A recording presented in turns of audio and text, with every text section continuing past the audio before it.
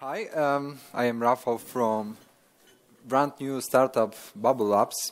It's Silicon Valley startup focused on speech-related technologies. So the catchy title, Deep Revolution in Speech Processing and Analysis, is, in my opinion, too catchy. I will today talk with you about speech enhancement and try to convince you that this is a general problem and it can be a product, and we can grow a company at the top of this product.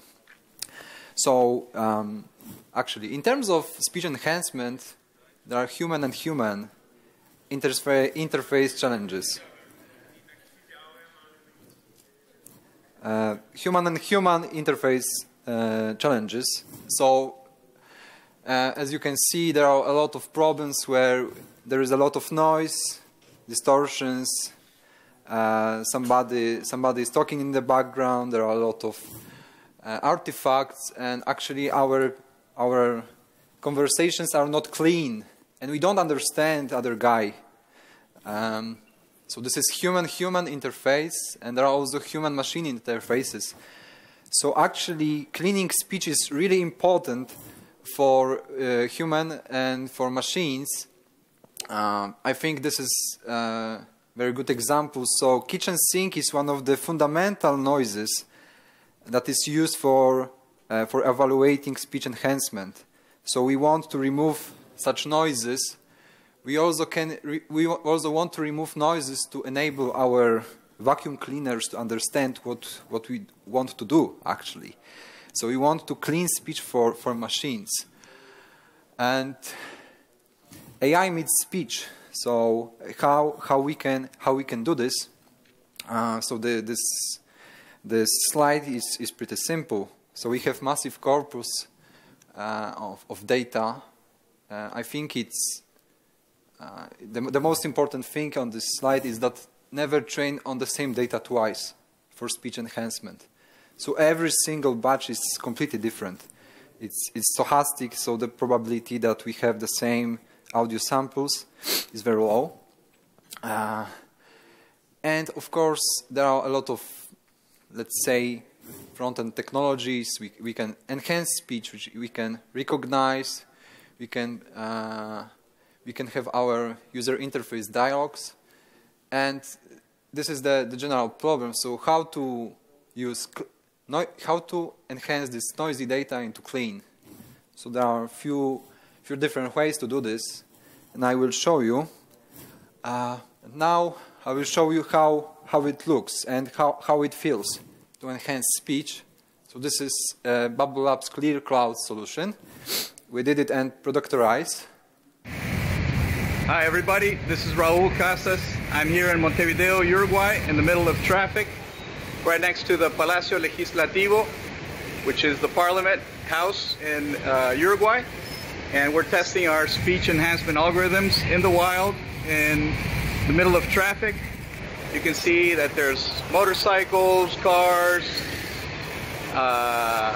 trucks, buses, and right about now we're going to get a lot of noise as the traffic is moving. So hopefully our speech enhancement algorithms will be able to get rid of all this noise. Okay, so this was noisy, this was not clean. And this is clean.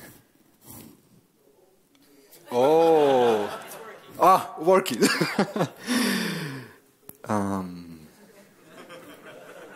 Okay, is it muted?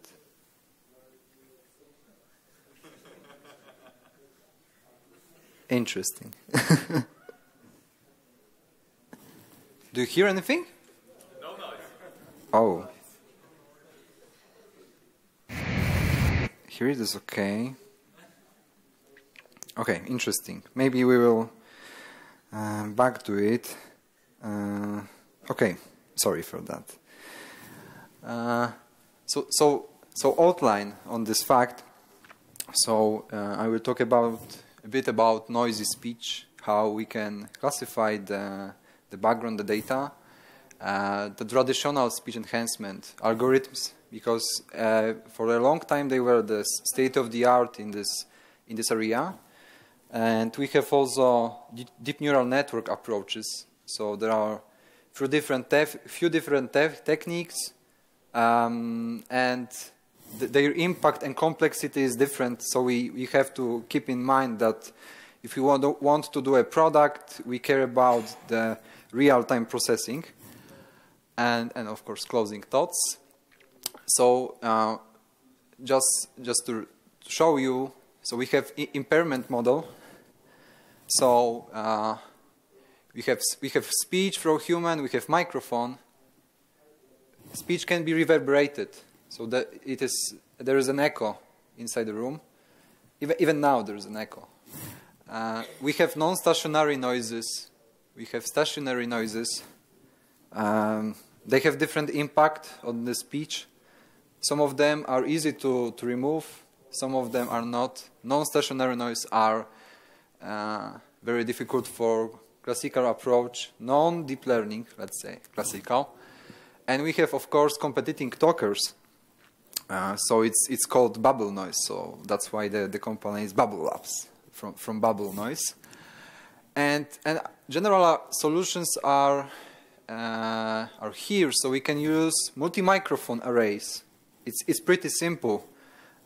We can use beamforming and de-reverberation using multi-microphone system. But in this case, we don't focus on multi-microphone. We just focus on single microphone, single user speech enhancement. So, so yeah, let's go to the background of speech, how it is constructed in general. So it will be a brief introduction. Maybe now audio will be working. No, unfortunately not.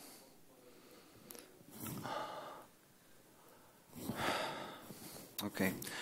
Anyway, we have this sentence. The best way to learn is to solve extra problems. So we pick this problems word and want to find the time domain signal, how it looks like. And the signal is constructed with phones, and we have different kinds. We have vowels, semi-vowels, affricate, stop, nasal, and fricative. For example, A, L, R, P, B, M, Z. So why is it important? Because every single phone has different average power and average FSNR. So it means that our speech enhancement works well on some particular phones and some are not. So some are very difficult to reconstruct. So that's why it is quite important to keep in mind that we care about how the speech is constructed actually. And this is additional background for you. I will not dive deeply into this. So just for your information, our speech spectrum can be divided into some fundamental frequencies. So we have fundamental frequency F0 here. We have harmonics, of course. We have formant F1 associated to the mouth, F2, F3, and this is associated with tongue position. So you can see this here. And we have, of course, the third one with oral cavity. I have audio sample synthesized only using these formats. So synthesizing speech only using these formats here and F0, you are able to synthesize speech that intelligibility is very high, meaning that you understand this sentence. So that's why these basic components are quite important, and we care about them. And what about noise and speech levels? Maybe you know a bit about SNR. What is signal to noise ratio? So we should keep in mind that we don't care about signal to noise ratio about 50 dB because it's pretty clean. So we don't want to enhance this, and we don't want to enhance below -10 dB because it is too noisy. So we don't understand even anything in noisy one. So In classroom, hospital, SNR is from 5 to 20. In trains is from -50, so it's pretty noisy. When you talk to somebody in the train, it's very difficult to understand. And in the restaurants from -20 and to 11. And this came to a conclusion that the general range is from -5 to 15. And this range we treat as our goal. So we want to enhance speech only in this range because it is most important for the customers. Okay, so let's go next. And how the signal looks like. So for example, here are the sirens. You can see these modulated tones here. They are pretty regular. Also, no audio.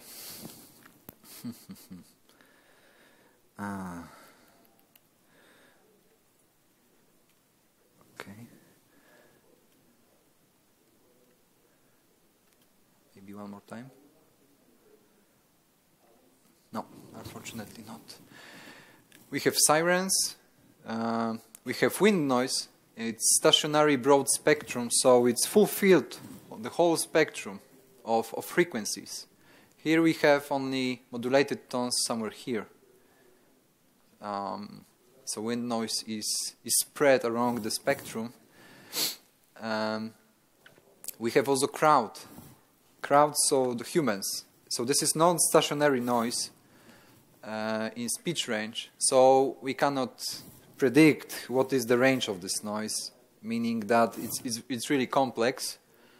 So these three kinds of noises are quite the background for this. Okay, and okay, so we have these noises, and we want to, we have algorithms. We want to know if they are good or not. And I will tell you something that that SNR, signal to noise ratio, is not a good quality metrics for speech enhancement and general speech. Why is it? Because it is not related to human perception. So signal to noise ratio can be very low. So signal is really noisy, and we understand the sentences. So that's why we care about the quality, how speaker produce an utterance. So general quality of audio means that is it good or bad? So our feeling about this. Is it noisy or not? And intelligibility. So how do we understand this? What has been said? So intelligibility is related mostly to the ASR or TTS, but also in speech enhancement we calculate word error rate in some conditions, and how is the signal understand. So at the top we have some metrics that are objective, and we have some metrics that are subjective. So we have also always at the end of the product we have human that evaluates this on his own perception. And long table, but it means nothing. But I think the most important thing is this raw correlation with overall sigma quality. So here you have different metrics. It is taken from one of the paper for speech enhancement, from interspeech, and this is a correlation with overall quality, so objective test by human. And here you can see that PESC is highly correlated with this. So this metric is quite important in speech enhancement, speech quality. On intelligibility we have also many of them. I think that the most important is NCM and CSII. There's also different metrics, but they are quite complex to evaluate. From my perspective, NCM is the fastest, so we can run algorithm on the data and just get the metric. Others are quite complex, and it takes time to evaluate them. And the most important thing that NCM doesn't care about acoustic model or language model. So you can put this on every sentence. Other metrics care about language and understanding. So it's not easy to evaluate on any data we have. So we care about language in general. And we have this data and how we actually measure quality and intelligibility, and we might want to know what are the traditional methods of speech enhancement. So in general, it's pretty simple. We have discrete Fourier transform, so we switch from time domain to frequency domain, and we have speech estimation, noise estimation, and multiplication of spectrum, and then we switch back to the time domain. So we have inverse discrete Fourier transform. So we basically estimate speech and noise. We can calculate prior, posterior of SNR of speech and noise, and just use it as our speech enhancement algorithm.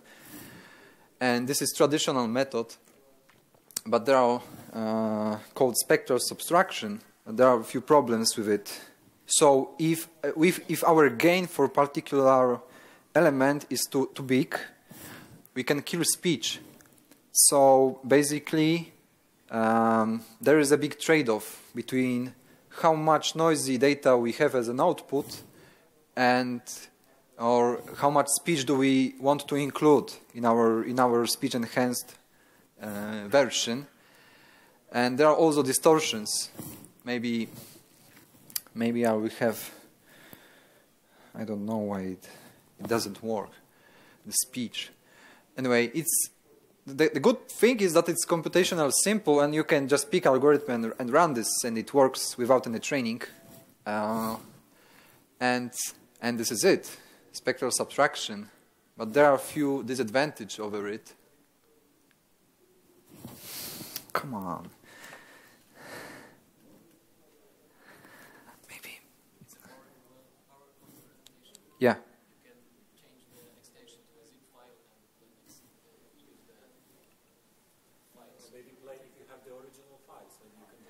No, they are included in the presentation.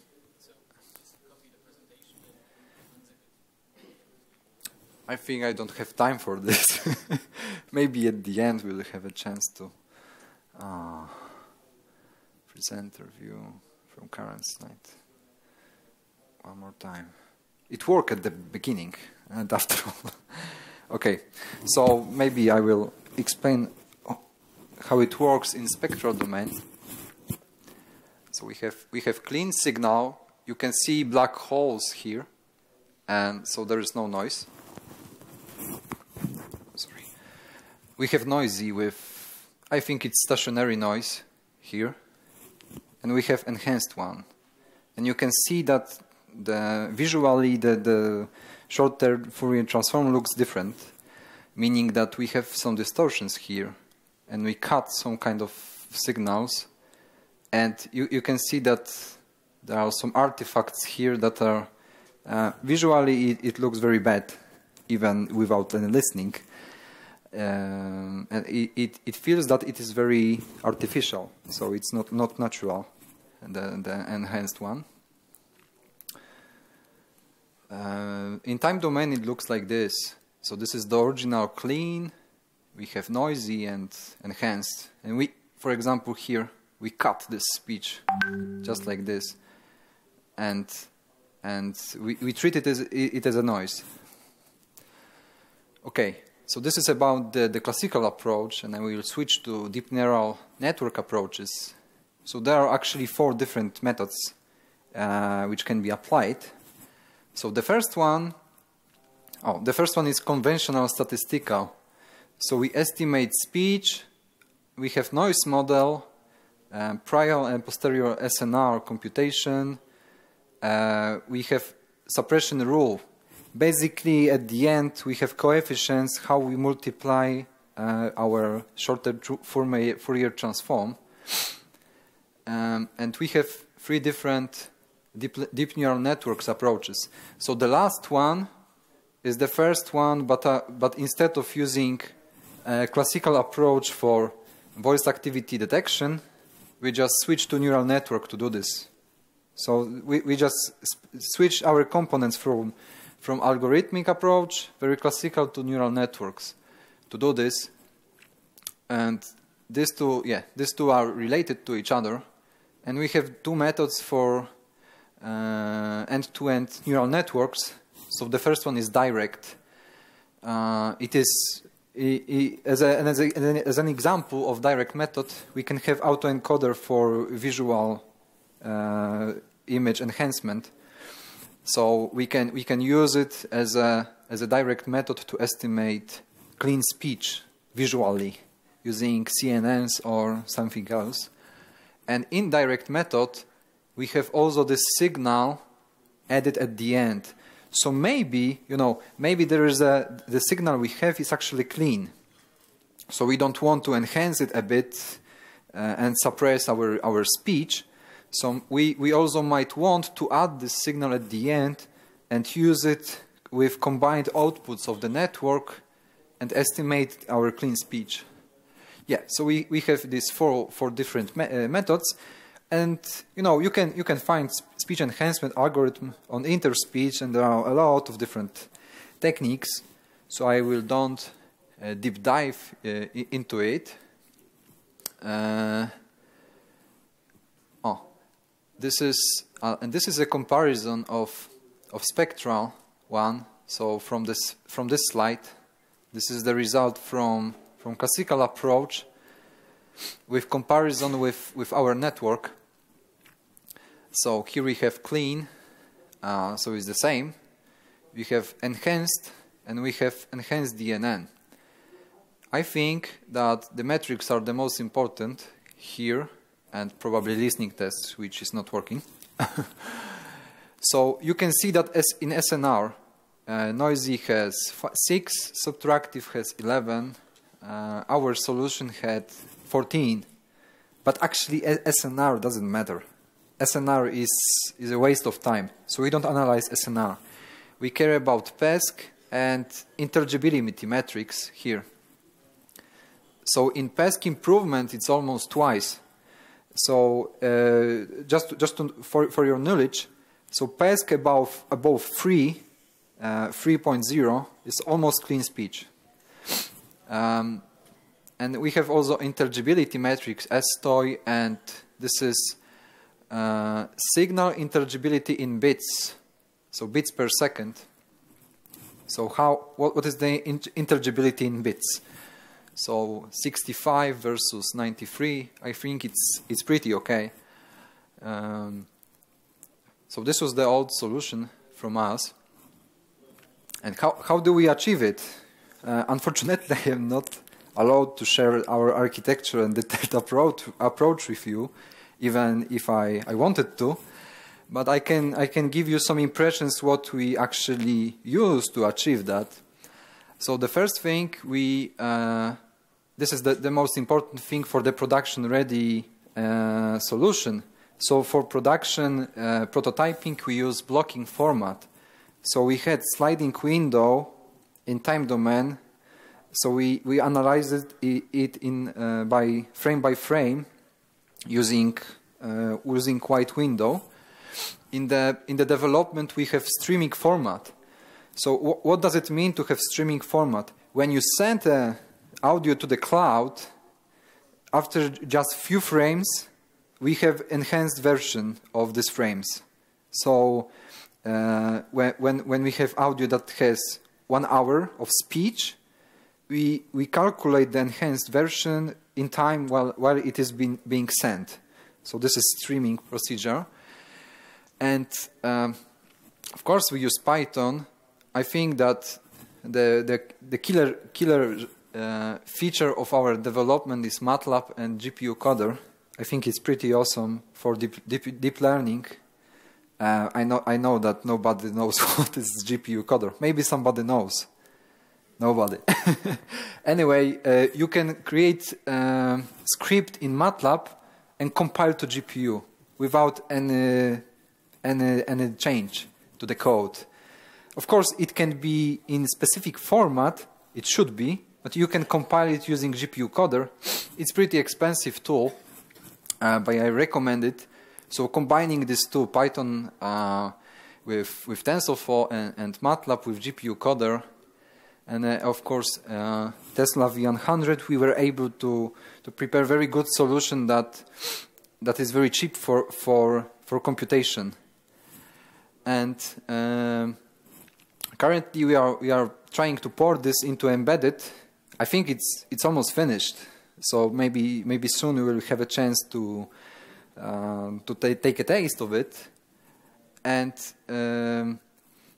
we are exploring to migration to GPU coder, because some portions of our processing are using CPU, not GPU, because it was quite difficult to port few algorithms to GPU versions. So yeah, so this is it about tools. So this product is in production, so you can download application on Android, and you can try on Bubble Labs this Clear Cloud Web. Yesterday on after party we had a chance to try it, so maybe during the break I can show you how it looks.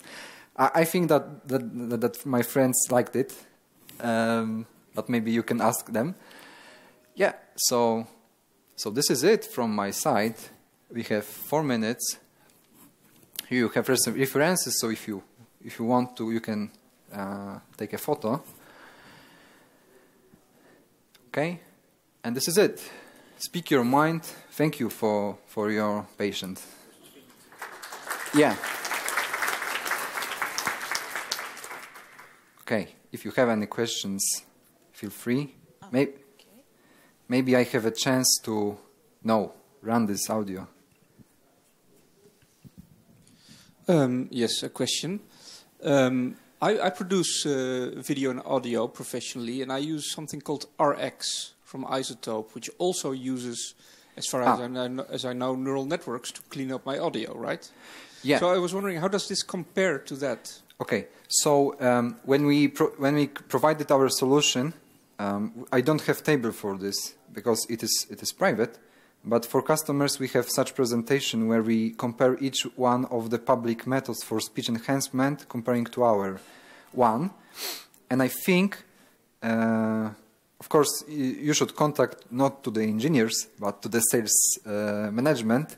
But I think we have compared Apple one, some academic solutions that are publicly available, traditional solutions, and what else?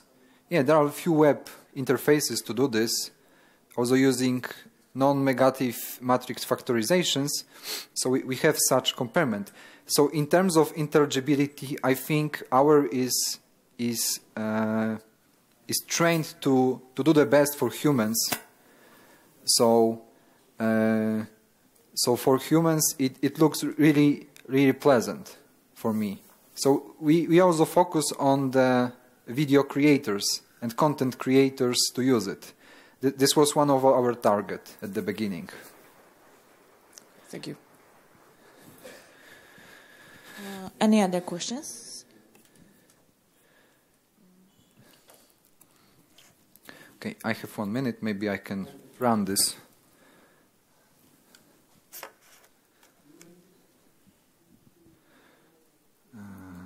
Okay, clear ground.